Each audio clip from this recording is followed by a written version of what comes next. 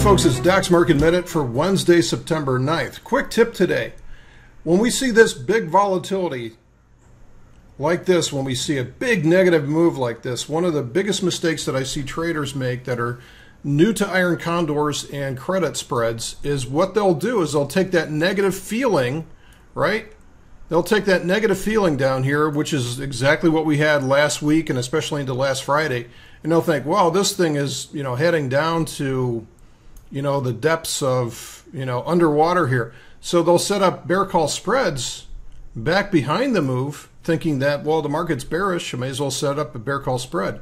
And then we get a move like what we've had yesterday, and so far this morning, the market is about half an hour away from opening, but the pre-market futures, this is the futures daily chart here, are showing a test of the recent highs. And so these bear call spreads are going to be taking some heat today.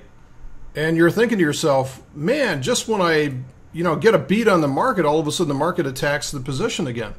So here's the tip that I have for you. Even though it doesn't seem to make sense to you at the time, it's not going to feel very good. What you've got to do is you've got to sell into the extremes. So in other words, when we see capitulation down here, when we see just utter devastation, that's when we have to sell to the downside. That's when we have to sell bull put spreads down here. Now for September and October, I've got strikes on the spiders down in the 150s to lower to mid 150s, which is way down there. That's the 1500s on the S&P 500. So it doesn't seem to make sense. It certainly doesn't feel good to do that, but it absolutely turns out great for that. And then on the bounce back up, when we got up to this area, and what I assumed to be resistance at about 2000, I sold bear call spreads to the upside.